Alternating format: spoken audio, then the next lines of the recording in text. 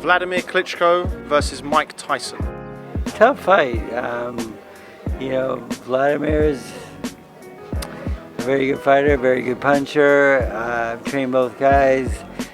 I'm going to have to go with Tyson because he's the bigger puncher of the two. James Toney versus Bernard Hopkins. That's a very interesting fight. But with that one, I'm going to go with James Toney.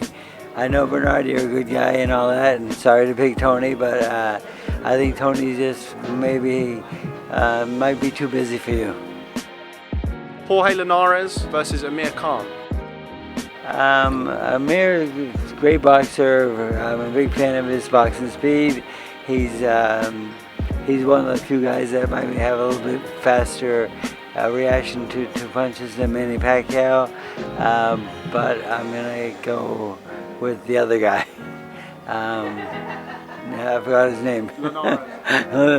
I think Linares will win that fight. Marlon Starling versus Miguel COTTO.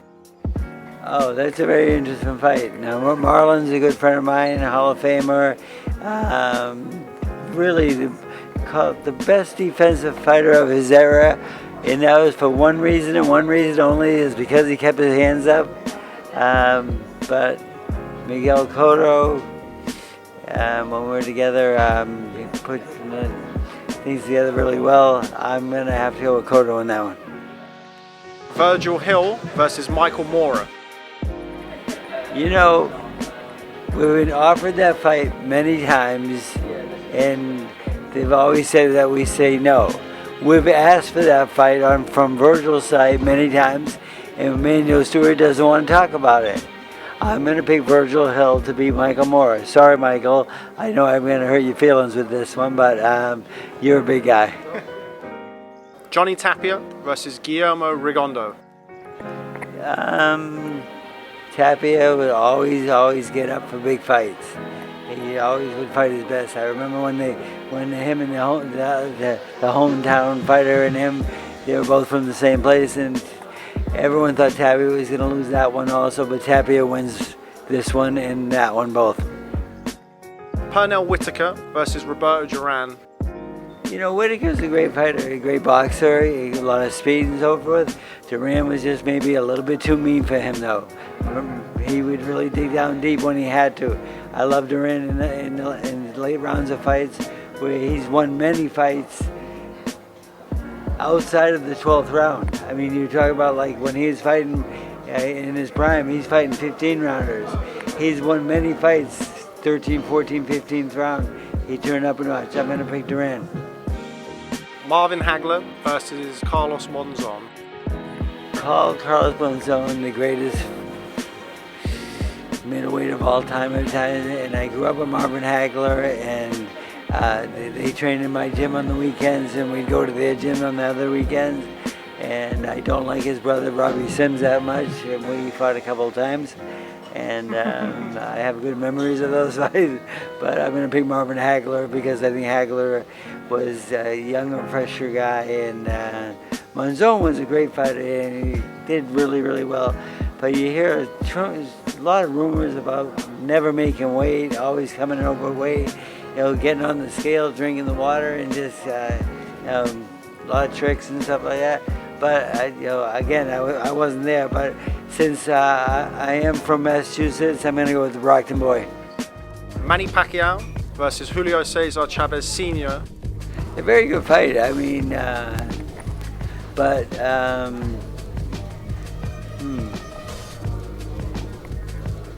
I definitely know who I'm going to pick in this fight. It's not difficult.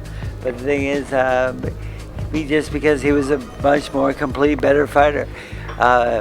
This is one of the fighters that I always felt in my heart. It's like some fighters were born to fight and some weren't. And there's a couple out there that were born to fight. And Chavez is one of them. And I pick him all the way. I do.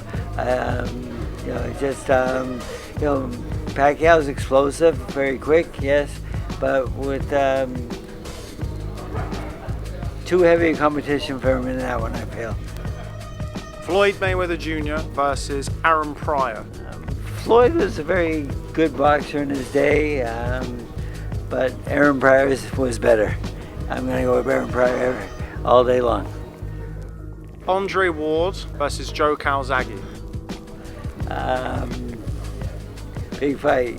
Calzaghe, you know, I was getting Stevie Collins ready to fight him, and all of a sudden Stevie decided to retire because he wasn't happy with fighting that guy.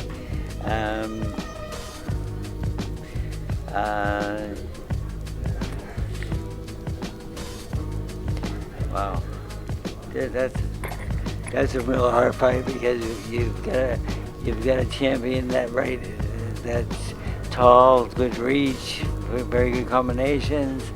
But Calzaghe, undefeated, never been beat. I want to say draw, but I'm going to say Calzaghe. I think Calzaghe he could dig down a little deeper. Lennox Lewis versus Larry Holmes. Lennox Lewis very good in his day. Larry Holmes, great fighter, great jab. I like Larry Holmes in that one. Yeah, Lennox, I think he ducked too many people. There's a couple guys he just didn't want to fight. But and he never gave the rematch to the controversial fight with Klitschko. So I'm going to look at Larry Holmes. Vitaly Klitschko versus Riddick Bowe. Well, I'm probably going to go Riddick Bowe for that one because I want Riddick Bowe to be because I don't like Vitaly Klitschko that much and he don't like me that much. The little brother and I get along great, but the older brother not so well. So the thing is, let's go with Riddick Bowe. Riddick Bowe was a really, really good fighter in his day. I thought Riddick could have been a great fighter if he had a little more discipline. I mean, he had potential to be great because I still feel that my trainer, Eddie Fudge, his best job ever done was Riddick Bowe. I do feel that. Gennady Golovkin versus Mike McCallum. The body snatcher. Mike McCallum, I gotta go with him. Great fighter, good friend too, but more or less, the body snatcher was a great fighter in his day. I like him in that one.